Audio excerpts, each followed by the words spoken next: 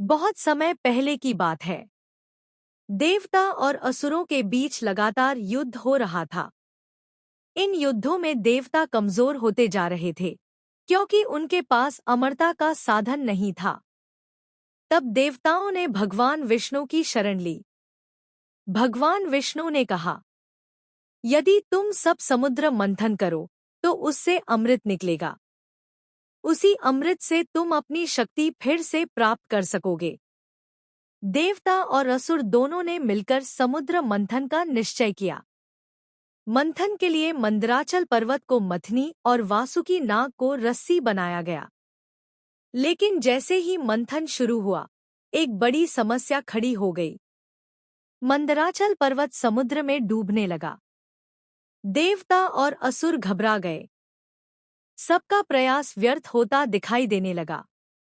तब सभी ने पुकारा, नारायण, हमारी रक्षा करो। भगवान विष्णु तुरंत प्रकट हुए। उन्होंने कूर्म, कछुए का विशाल रूप धारण किया। भगवान कूर्म बने और समुद्र की गहराई में जाकर अपनी मजबूत पीठ पर मंदराचल पर्वत को धारण कर लिया। अब पर्वत स्थिर हो गया। देवता और असुर फिर से पूरे बल से समुद्र मंथन करने लगे। मंथन के दौरान समुद्र से एक एक कर कई अद्भुत वस्तुएं निकली।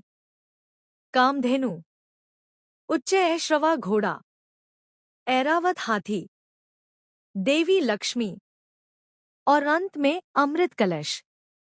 लेकिन अमृत निकलते ही असुर उसे छीनने लगे।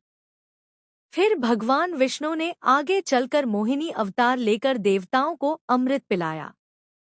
इस पूरे समय भगवान कूर्म शांत भाव से पर्वत का भार उठाए रहे।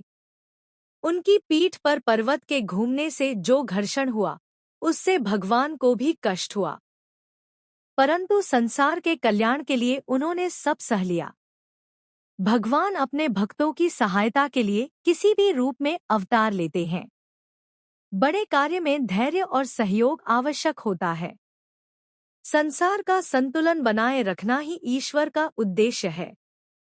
इसीलिए कहा जाता है, भगवान विष्णु का दूसरा अवतार कूर्म अवतार त्याग और स्थिरता का प्रतीक है।